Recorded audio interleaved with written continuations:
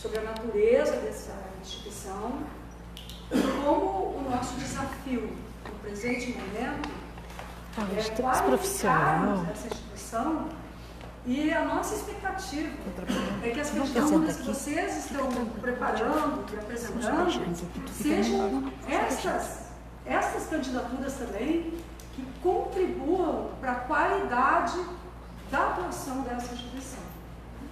Então, nessa ideia de que nós nos complementamos nos saberes, tem muitas coisas que nessa convivência a gente certamente vai aprender com vocês, e a ideia é formar uma rede e fortalecer uma rede pelos direitos das crianças e adolescentes, algo que a gente tem trabalhado ao longo de toda a vida e que se torna ainda mais importante nos dias atuais. Para começar, se eu repetir coisas que os colegas que vieram aqui falaram, vocês me perdoem. Porque como eu tive que ir para Brasília antes, inclusive, eu não pude estar aqui no primeiro dia. Então, já peço desculpas de antemão. Mas eu aprendi com uma grande militante da área dos direitos da criança e uma dirigente importante do Conselho de Direitos da Criança, a professora Aide Delzon, muitas e muitas vezes, ela lia um poema. E aquele poema, ele ficou entranhado assim, naquilo que eu acredito que deva ser a atuação pública, não apenas dos conselheiros e conselheiras, mas de um princípio. Eu vou falar com vocês muito sobre a Constituição, muito sobre a ideia da prioridade absoluta. Então, eu creio que este poema, ele é um exemplo poético, pela voz e pela escrita de uma poetisa chilena, chamada Gabriela Mistral, e fala assim: somos culpados de muitos erros e falhas, mas nosso pior crime é abandonar as crianças, desprezando a fonte da vida. Muitas das coisas que nós precisamos podem esperar, a criança não pode. Muitas coisas que nós precisamos podem esperar, a criança não pode. É exatamente agora que os seus ossos estão se formando,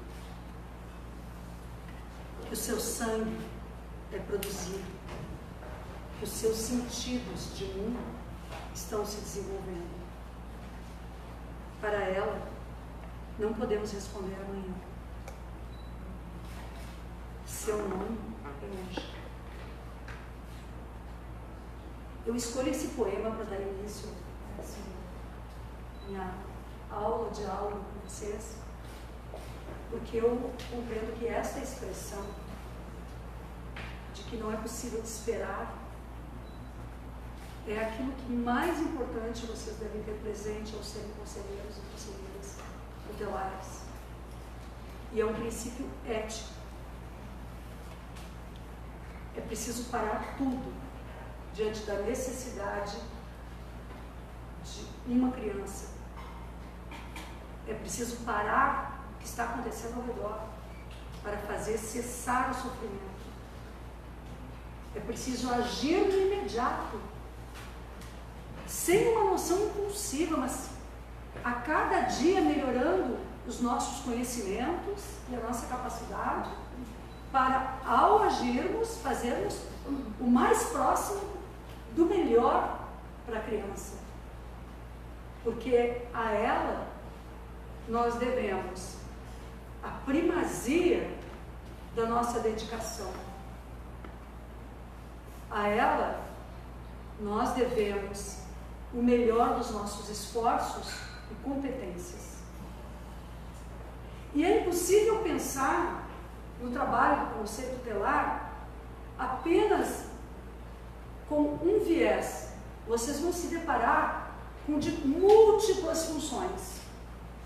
Sobre isso, a Cris Medeiros, conselheira, o Cléo também, que já exerceu essa função, a Teteca, com seus conhecimentos também de direitos da criança, direitos das mulheres também, porque são diferentes áreas aqui, Dona Lúcia também se compreendendo e se ouvindo, mas certamente vocês vão trabalhar com 2 veios de atividade, de ações fundamentais na atuação do Conselho Tutelar, pela natureza dessa instituição.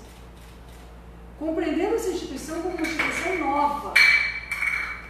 Ela não é antiga, ela nem sempre existiu. Ela foi formada a partir de 2 legislações fundamentais. Da Constituição Federal mesmo, do artigo 227, 228, e do Estatuto da Criança e do Adolescente. O Estatuto compôs a ideia de um sistema. Então, quando vocês forem responder as questões, não só na prova, mas para a vida de vocês como conselheiras e conselheiros, vocês têm que pensar como um sistema e perceber que o atendimento que vocês estão fazendo a uma criança, no contexto da sua família, percebida com a família que existe, se é só a mãe, se é só o pai, se é só uma avó, se é só um grupo de irmãos. Nós não somos os juízes da família que existe. Nós não somos aqueles que determinamos o tipo de família que as pessoas têm. As famílias são formadas pelos laços de vida, por laços de cuidado, laços de amorosidade, que não podem ser quebrados jamais pela violência. Porque o direito à família, que é lei, que é parte do Estatuto, que está também delineado num plano nacional, é o direito a uma família como lugar de proteção, cuidado e desenvolvimento integral. Agora, a violência dentro daquela família não diz respeito só àqueles ali. Esse é um conceito permanente, em disputa sobre as mulheres, sobre as crianças. Será que a conselheira está intervindo numa família? Ele está salvando vidas. Por isso que o nome da criança é hoje. Porque o amanhã, se nós não soubermos ler os pedidos de ajuda que não são falados, mas que se expressam por diferentes formas de comunicação, desde os bebês até todas as idades, inclusive com aquilo que a criança não fala, mas como ela olha. Se a gente não conseguir fazer isso ali naquele momento, pode ser que fique tarde, pode ser que passe o tempo. Então é preciso agir. As ferramentas para ação estão nas normas técnicas, nas normas legais, nos protocolos que foram firmados. Nós já temos protocolos firmados para atendimento de crianças que sofrem violências, de crianças que precisam de encaminhamentos, tudo dentro de uma perspectiva do sistema e de sistemas que se integram. Mas a atuação do conselheiro e da conselheira tutelar existe sempre, na minha perspectiva, em 2 sentidos. Um, na garantia de direitos gerais, não negligenciem essa ideia. O conselheiro e a conselheira precisam atuar e têm bases legais para atuar, para garantia de que as políticas públicas funcionam. Vocês são os representantes das crianças que não reivindicam por si próprias o funcionamento do sistema de saúde, do sistema de educação, do sistema de assistência. Se elas tiverem que fazer esse movimento por si próprias, como elas vão fazer? As autoridades, em geral, não estão preparadas para ouvir, ou a forma de organização não existe. Ainda que as crianças devam ser escutadas, a representação delas para a existência de políticas públicas, eu creio que é uma obrigação do Conselho Tutelar estar na demanda disso. E como é que vocês vão perceber a necessidade dessas políticas públicas e do funcionamento do sistema? Podem ter certeza que vocês vão perceber pelos casos concretos que chegarem na vida de vocês. 2, 3, 20, 50 casos. Se no primeiro deles, para garantir uma política de acesso à escola mais próxima de casa, vocês já agirem, saibam que vocês já estão com uma ação de representação que busca o direito daquela criança, mas que se move no sentido da coletividade. Eu vejo muitos conselheiros e conselheiras, e eu tenho uma crítica a isso, que não entendem que o seu papel é também ser fiscais do funcionamento de políticas públicas para a infância. Mas essa é uma das atribuições. E a outra atribuição é a competência para o atendimento direto das violações de direitos, que não pode ser diminuída ou comprometida por qualquer circunstância mais de convicções mais, digamos, pessoais de quem quer que seja. Eu vou dar alguns exemplos do que eu vi. Salvador, Carnaval. Grupos de conselheiros não se sentiram, em um determinado momento, quando eu estive lá para lançar a campanha de Carnaval do enfrentamento à exploração sexual, do alerta, do Disque 100, alguns conselheiros não se sentiam, digamos assim, com as condições de estarem nas noites de Carnaval na rua, por discordâncias com o Carnaval, então não iriam fazer o atendimento por convicções pessoais diferentes daquela festa popular do que é o Carnaval. Quando vocês são candidatos e candidatas ao Conselho Tutelar, vocês precisam estar. Vocês precisam, vocês vão lidar com todas as religiosidades, vocês vão lidar com todas as etnias, vocês vão lidar com todas as comunidades, vocês vão lidar com todas as pessoas. E o que existe diante de vocês é uma criança. O que existe diante de vocês é uma mãe, é uma família. As convicções dessa família, o que ela faz, a sua, não é? O objetivo de vocês é a proteção integral da criança. Existe um princípio internacional, no direito internacional, que é o do interesse superior da criança. Em tudo isso, no plano internacional, quando há uma dúvida entre países, quando uma criança é levada para um outro país por um dos genitores e e tem essa disputa internacional para saber se onde vai se dirimir a dúvida, se ela fica no país para onde foi levada ou se volta. Para isso existem as centrais, existem pactos internacionais, a Convenção de Haia, o direito internacional regula isso. Bom, o que o direito internacional fala sobre como concluir o que é melhor? O interesse superior da criança. Então, o interesse superior da criança é deslocá-la o menos possível da sua realidade. Ou seja, protegê-la. Por isso que é importante a gente pensar que a retirada da criança da casa e o acolhimento institucional é algo que tem que ser feito em situações limite, mas não pode ser banalizado para qualquer situação, e existe na própria legislação a condição de acolhimento institucional, ou que outros chamam, como antigamente, de colocação em abrigos, em abrigamento, mas que a gente chama acolhimento institucional. Ela deve ser precedida por uma importante reflexão e análise sobre a família estendida da criança. O que é essa família extensa?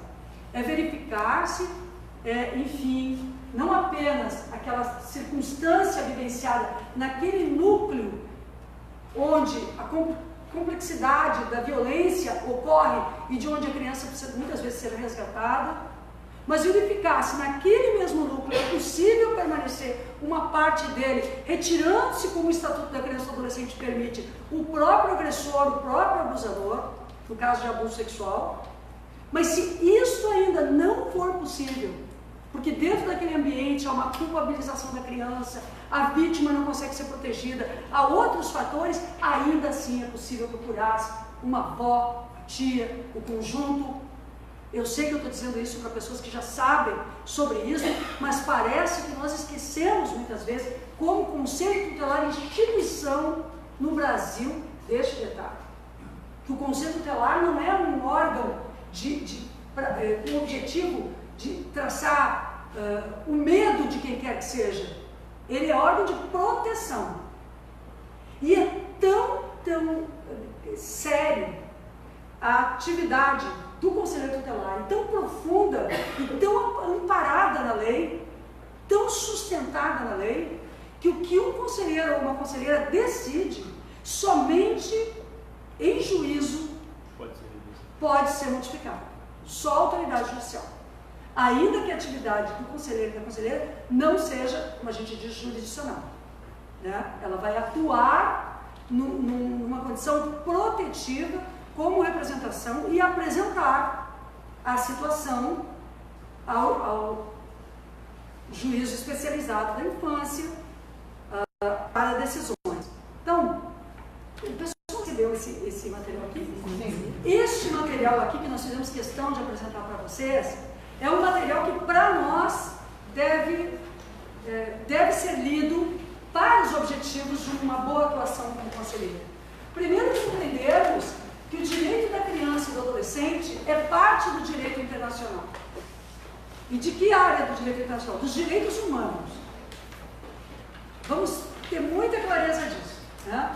Trata-se dos direitos humanos das crianças e dos adolescentes, da especificidade da proteção das meninas, dado que elas são as principais vítimas de determinadas violências, como o abuso e a exploração sexual. Ainda que tenhamos um cenário no qual meninos também sejam vítimas de abuso e exploração sexual. Nós somos desafiados no tema da legislação ou do nosso trabalho de proteção da infância todos os dias por questões novas. Todos os dias. Quando se pensou o Estatuto da Criança e Adolescente como desdobramento da Constituição, que essas coisas surgem no cenário internacional e nacional, essa legislação, a norma internacional da Convenção dos Direitos da Criança e a norma brasileira do Estatuto da Criança e Adolescente, elas surgem praticamente ao mesmo tempo. Aliás, a Convenção, ela tem uma pequena diferença de tempo do Estatuto, porque os próprios brasileiros trabalharam na elaboração da Convenção também. Fizeram a sua parte, fizeram uma contribuição. Há algumas diferenças entre um texto e outro, mas o cerne é o mesmo. No plano internacional, não há considerado uma separação com a adolescência. Isso já foi dito para vocês? No plano internacional, na leitura da Convenção, vocês vão ver que toda a infância e juventude, mas sobretudo a criança aqui, a que se refere a Convenção sobre os Direitos da Criança, era dada até os 18 anos de idade, sem uma separação como nós fazemos no Brasil. No Brasil, nós optamos por uma separação, onde criança até os 12 anos e adolescente entre os 12 e os 18 anos. Por que eu quero referir que nós não tínhamos o conjunto das questões quando foi elaborado o Estatuto? Porque nós não percebíamos o todo. Nem sempre a gente se deu conta de como e o que as crianças viviam.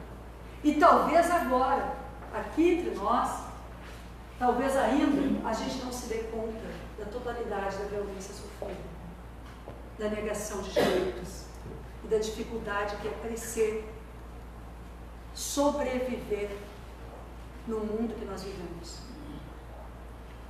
Algumas coisas muito práticas. Vocês mesmos vão ter que enfrentar autoridades. Se preparem. Vocês precisam conhecer a lei. Vocês precisam saber que aquela criança depende de vocês. Que onde vocês estiverem fazendo um atendimento, levando uma delegacia, a um atendimento de emergência, de um hospital público, de uma unidade de saúde, vocês são tudo que ela tem. E aqui, em Porto Alegre, ou nos grandes centros, talvez a gente consiga ter um grau de impessoalidade maior. Mas vocês pensem também nas cidades do interior, ou do Rio Grande do Sul, ou do Brasil. Porque nós conquistamos uma coisa importante. Praticamente todas as cidades brasileiras têm conselhos tutelares. Era uma meta que nós tínhamos. No Rio Grande do Sul, se não todas, nós tínhamos 4 faltando. No último período que fizemos no mundo. Tem todas agora. Tem todas agora. Agora temos todas. Sim, temos todas. Isso é uma grande vitória. O grande problema é o Conselho de Direitos, que ele tem que existir antes do tutelar. Só que muitas e muitas vezes ele é criado, elege o Conselho Tutelar e desaparece. Então, nós temos no papel que todas as cidades têm, todos os municípios têm Conselho de Direitos, mas na prática nós não vamos encontrar isso. Agora, o tutelar, sim. Essa questão que a Marisa traz é importante na ideia de sistema. A ideia de que o Conselho Municipal dos Direitos da Criança formula as políticas públicas. É responsável por determinar quais as políticas públicas serão estruturadas no município e fiscalizar estas políticas. Políticas que não dizem respeito só ao orçamento de uma partezinha lá que o Conselho tem a sua parte, não. Ele pode agir em parceria com o Conselho de Educação, com o Conselho de Saúde, com um conjunto. No Brasil de hoje, aliás, vou fazer um parênteses aqui, nós estamos vivendo uma grande crise do Conselho do Controle Social. A ideia de conselhos é uma ideia que está prevista na Constituição como uma ideia da democracia, de que as políticas públicas, aquelas ações que são desenvolvidas em caráter permanente, o que são políticas públicas? Governos podem fazer um programa,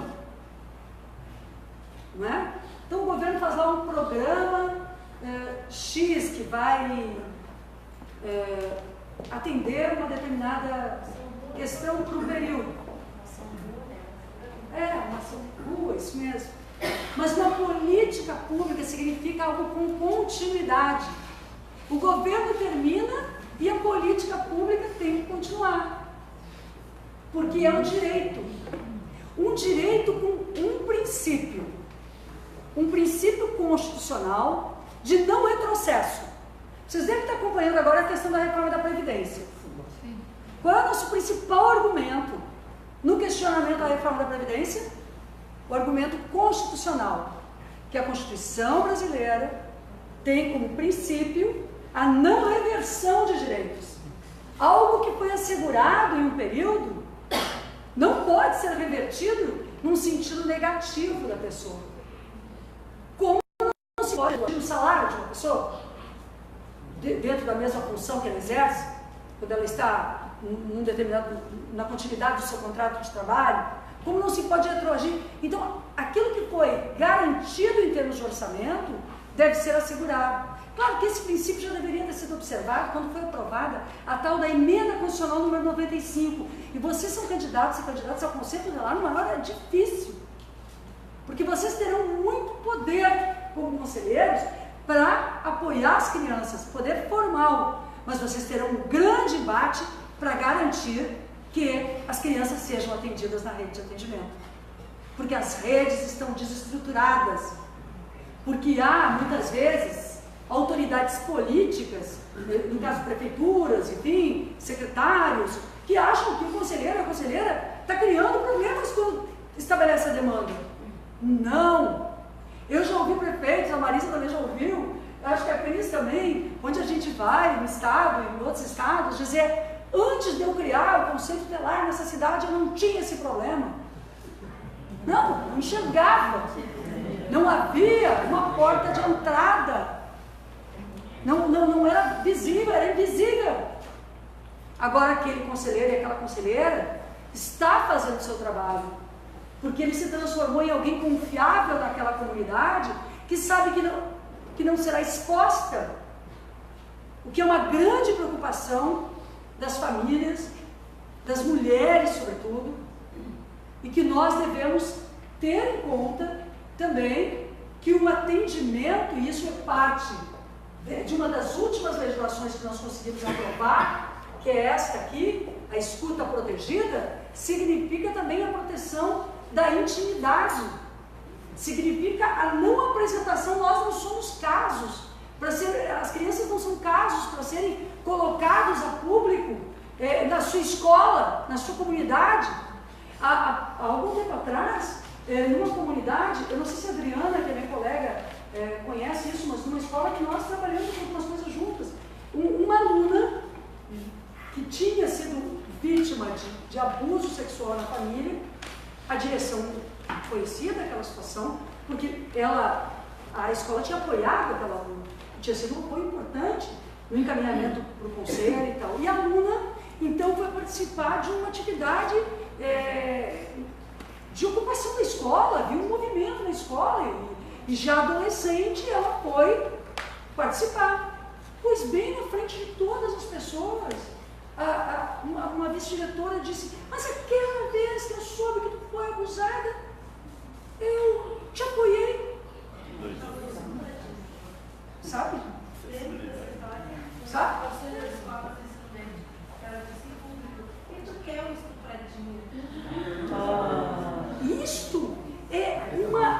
Isto é uma violência.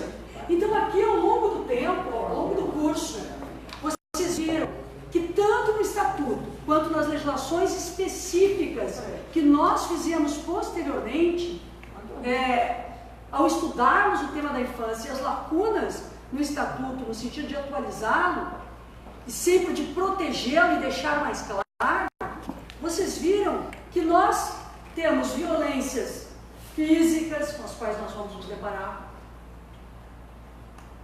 que são,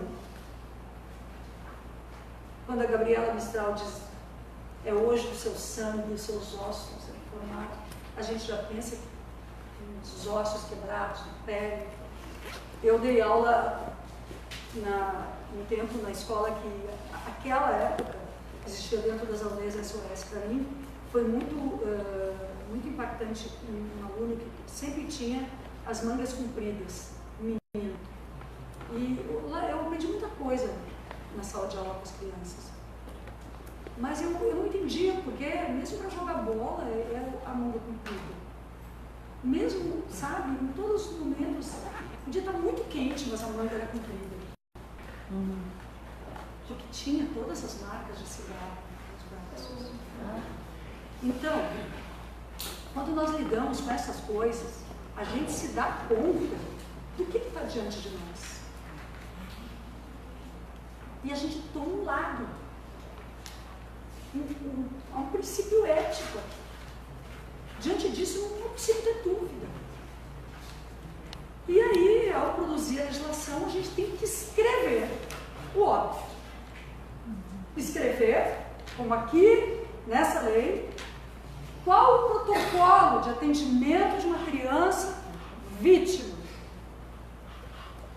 Escrever, como está aqui, um capítulo na lei, uma parte da lei, sobre quais são os direitos e as garantias de uma vítima. Entre elas, de receber com absoluta prioridade o atendimento, que ele seja digno, que não seja discriminatório, que a criança e adolescente receba as informações adequadas à sua idade e condição, de acordo com o que possa compreender, que possa ser ouvido ou permanecer em silêncio sobre aquilo, porque também o nosso objetivo da lei é a não repetição da história pela criança junto a pessoas que muitas vezes não têm a condição de ouvir. Muitas violências geram um tipo de curiosidade absurda tutelares são as pessoas que vão ouvir com pessoas tecnicamente capacitadas. Quando a escola ouviu uma vez pela professora ou quem a criança confiou dentro daquela escola, a escola imediatamente tem que acionar o conselho para que a próxima avaliação seja feita adequadamente dentro de uma rede de atendimento. Não pode passar da primeira criança, a primeira pessoa que a criança contou, para a segunda professora, minha amiga veio aqui ouvir também, outra veio aqui. Não pode. Assim como na rede hospitalar. Porque todo o sistema, todos os sistemas, isso é uma questão muito importante, seja no momento que vocês estarão aqui respondendo, vocês não são psicólogos, mesmo que sejam, naquela hora vocês não estão ali no exercício da psicologia, vocês não são advogados, mesmo que sejam, vocês não são pedagogos, pedagogas, assistentes sociais. Naquele momento vocês são conselheiros e conselheiras tutelares. Vocês são a parte da criança, a voz da criança. Vocês são os representantes legais no encaminhamento dela. O que significa que vocês têm que contar com rede de apoio. O Conselho Tutelar não é um órgão autossuficiente. Eu, inclusive, nos meus sonhos de Brasil e vontade de Brasil, o que eu quero fazer para esse país ainda é determinar que cada conselho tutelar possa contar com uma rede com profissionais de imediata consulta e de apoio na psicologia, no direito, para que vocês possam tomar decisão como autoridade, ouvido o técnico. Hoje vocês não contam com isso. Com o que é que vocês têm que contar e exigir para que vocês não errem. Porque o erro joga também uma responsabilidade civil, não diria criminal, mas grave, e sobretudo a sensação da responsabilidade, obviamente, sobre vocês. Vocês têm que contar, a única coisa que vocês podem contar é com as redes, é com o Sistema Único de Saúde, com o Sistema Único de Assistência Social, CRAS e CRES, e com as escolas. E as escolas merecem um capítulo à parte, porque nas escolas vocês vão encontrar as duas coisas. As pessoas mais entusiasmadas, mais dedicadas à proteção integral dos direitos das crianças, vocês vão encontrar nas escolas.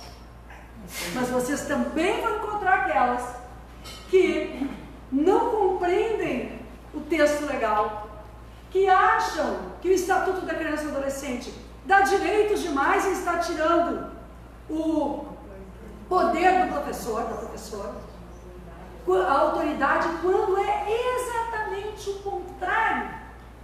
O Estatuto não é uma lei sobre permissividade absoluta. O Estatuto, ele se dirige pouco às crianças.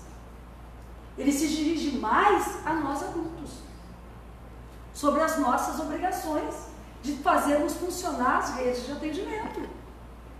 E de como é devido à criança o respeito à sua condição peculiar de desenvolvimento.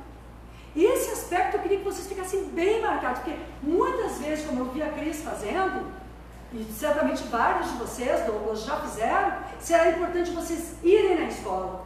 Porque o que tira a autoridade da escola, eu acho que tem duas coisas que tiram a autoridade da escola para dialogar com essa crítica que eu acredito falsa e que eu combato sendo professora. Eu penso que tira a autoridade da escola e da professora e do professor quando toda hora o conselho tutelar é chamado. Quando não resolve no ambiente da escola as demandas que são pedagógicas, as dificuldades de aprendizagem. Afinal de contas, por que um aluno bagunça tanto naqueles corredores e caminha mais do que fica na sala de aula? Mas que aula está sendo trabalhada? Tudo bem, esse professor precisa de apoio, porque ele não está nem recebendo salário, essa professora tem os próprios filhos dela desatendidos, as dificuldades que ela está passando são imensas, e ela não está lidando só com a geografia, a matemática e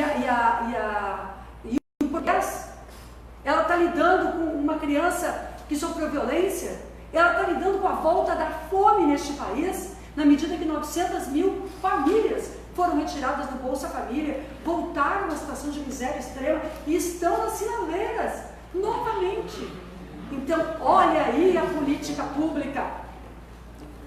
Quando um governo, quando uma família tinha o Bolsa Família e a contrapartida do Bolsa Família era criança matriculada, frequência escolar, e vacinação, um conjunto de medidas, o que a gente estava fazendo com o Bolsa Família? Não era um dinheiro, era a superação da pobreza intergeracional. Um programa como esse não custa um décimo, eu não tenho de memória, mas eu diria para vocês que ele não custa nada perto dos benefícios que ele traz. Pronto, é uma bela comparação, porque vocês vejam, gente, o único caminho para superar a pobreza, pense na família de vocês.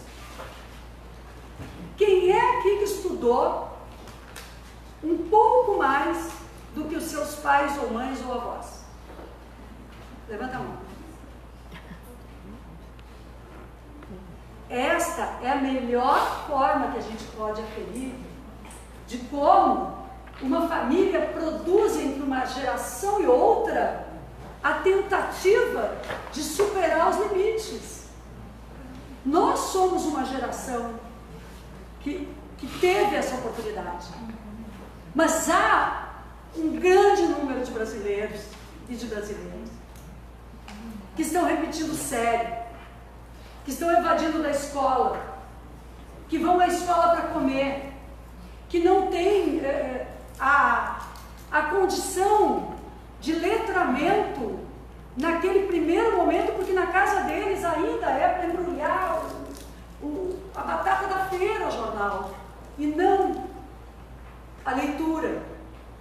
Então essas crianças, as pessoas falam em meritocracia, mas olha que grande bobagem é a meritocracia, né? Pense aqui comigo, pense comigo, uma criança sai de lá, onde não existe nada, a não ser os cuidados mais básicos que algum adulto possa me oferecer, e consegue superar tudo aquilo para chegar na escola e enfrentar aquela vida escolar. Aquela criança enfrentou o racismo, aquela criança enfrentou a fome, aquela criança enfrentou tudo.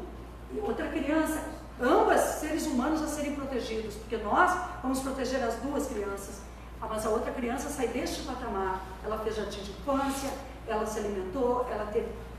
E aí a gente fala que essa que teve tudo tem uma meritocracia de chegar a uma universidade, e nós temos agora gente dizendo que a universidade não é para todos.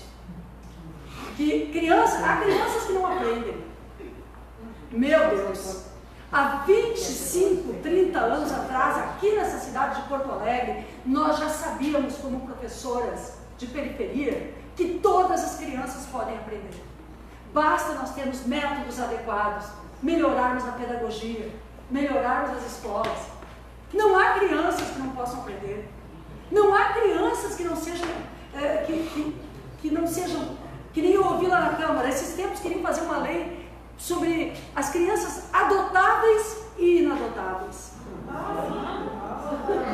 E eu perguntei para o deputado, o senhor quer fazer uma lei dizendo que uma parte das crianças são inadotáveis? Eu quero lhe perguntar uma coisa. O senhor vai até cada abrigo dizer para cada uma que elas são inadotáveis? Eu quero que o senhor olhe para cada uma para dizer isso. Estou olhando. Isso é uma perversidade, dizer que alguém não terá chance se não tem uma família. Então eu quero repassar, mesmo rapidamente, algumas das necessidades legislativas que a gente teve ao longo dos anos. A primeira delas, a necessidade de uma lei específica sobre convivência familiar e comunitária. É a Lei 12.010 de 2009. Vocês analisaram essas leis ou não ainda? Então posso falar sobre elas? Então, Lei Nacional da Adoção. Tá? Está no caderno. Tá. Lei Nacional de Adoção, 12.010 de 2009. O que ela trata? Ela trata sobre uma série de questões. Ela foi incorporada ao Estatuto da Criança e do Adolescente em 2009. Quando está assim uma barra, é porque é o ano que ela foi aprovada e entrou em vigor. O que ela trata, essa lei? Primeiro, ela diz que toda criança e adolescente tem direito à família. É a primeira questão. É sobre o direito à família. E ela trata de criar mecanismos para o direito à família. Então, ela vai lidar com prevenção do abandono de crianças e crianças que estão nas instituições, estão nesses abrigos. Oficialmente, cerca de 50 mil crianças no Brasil, 5 mil delas com um despacho tomado para adoção, já podendo ser adotadas, e 45 mil, ou em torno disso, esperando uma decisão judicial. Até a existência desta lei, uma criança que fosse abrigada pelo conselheiro, conselheira tutelar, ela não teria prazo para ficar nesse abrigo. Poderia ninguém mais olhar para ela. Ficaria? Havia, na minha opinião, 2 tipos de abandono aqui. O abandono familiar e o abandono do Estado dentro da instituição. Então, aqui, nesta lei, nós criamos obrigações para muita gente. Primeiro, o conselheiro tutelar aqui passou a ter uma obrigação. Ele e ela não podem abrigar a criança de forma permanente. Depois que coloca uma criança num acolhimento de emergência, tem que levar conhecimento do juiz. Isso não era assim. Por que nós passamos a ser assim? Para que o juiz... Não, eu digo que antes talvez tu nem soubesse que estava lá. Nem sabia que estava lá. Tem um caso, aliás, o Cléo deve ter presente, de uma menina que nos procuraram. Ela foi... Quer contar, Cléo? Essa menina... Levanta. Eles ligaram para Rosário, dizendo para ela Para mim. A menina tinha desaparecido. A gente atende isso todas as dias. A menina tinha desaparecido. E aí, a gente tem um grupo de gabinete, a Rosário colocou, olha, aconteceu isso, passou para mim. E aí eu comecei a fazer contato com os conselheiros tutelares. Comecei a pegar informação. Daqui a pouco a gente descobriu que a menina tinha sido acolhida e a família não tinha sido informada ainda. E estavam procurando a menina. E a menina tinha trocado o nome. Como ela era vítima de violência, ela trocou o nome porque ela não queria que a família dela soubesse que ela não queria mandar para a família. Então a família procurava e ela estava sinalizada. Ela foi encontrada na rua, na frente ali, dos Dias da Cruz, por ali, e levada para... E a gente conseguiu descobrir ligando para os conselhos, né? Liga para o conselho, o plantão foi montando um quebra-cabeça até adicionar. Mas a rede não sabia onde estava a criança. O DECA estava procurando a criança. O DECA procurava a criança que foi acolhida por um conselheiro. Então, para sanar esse problema, todo o acolhimento institucional tem que estar também com informações centralizadas e tem que haver a confirmação do juiz sobre o acolhimento, porque vai começar a contar um prazo para o doutor juiz, a doutora juíza e o Ministério Público. Nos primeiros 6 meses, desde o primeiro momento do acolhimento, a instituição de abrigo, é isso que está escrito na lei, deve tentar fazer um contrato com a família e verificar as condições para, juntamente com o conselho tutelar, da criança voltar para a família, de que ela não permaneça no acolhimento, porque o melhor caminho é o retorno, se houver essa condição. Jamais para sofrer violência novamente, mas se houver essa condição, para a família que existe, a família que possa cuidar. Bom, esse dia a dia está normatizado aqui nessa lei, estabelecido que a criança estará no abrigo, deverá voltar a ter contato familiar, se avaliado tecnicamente possível e, posteriormente a isto, pelo menos quando fizer 6 meses, o juiz já tem que ter uma opinião fundamental. Ou ele devolve a criança para a família, ou essa criança começa a haver um processo para adoção. Eu queria saber o seguinte: ontem a gente teve a informação que o conselheiro não recolhe mais a criança e leva diretamente para o abrigo. Não pode mais. Não, pode emergencialmente. Emergencial. Se é um caso que ele já está tratando, O juiz. 24 horas. Quem faz o acolhimento legalmente Sempre. é o juiz. Agora, se é um caso que ele já vem atendendo e não tem solução na família, ele pede ao juiz, bota as suas razões e vai pedir para o juiz o acolhimento. Exatamente. É isso que veio a mudança na lei. A lei passou a definir, a lei, antes o conselheiro tinha poderes plenos de acolher, mas não havia o desacolhimento, não havia um retorno para a família, não havia um sistema funcionando.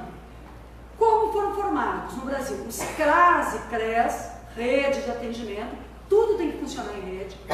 O próprio abrigo assume a criança, mas o juiz tem que confirmar. Porque daí ele é responsável. Não é só você que acolheu. Ele passou a ser o responsável na medida em que a criança está lá de verificar. 6 meses, em alguns casos, pode ser muito. Em alguns casos, pode ser pouco. Então, o juiz pode prorrogar? Pode. Mas sempre com o objetivo do desabrigamento, da colocação na família natural ou substituta. Já lhe escuto, há um ordenamento que essa lei define, de acordo com a norma internacional também.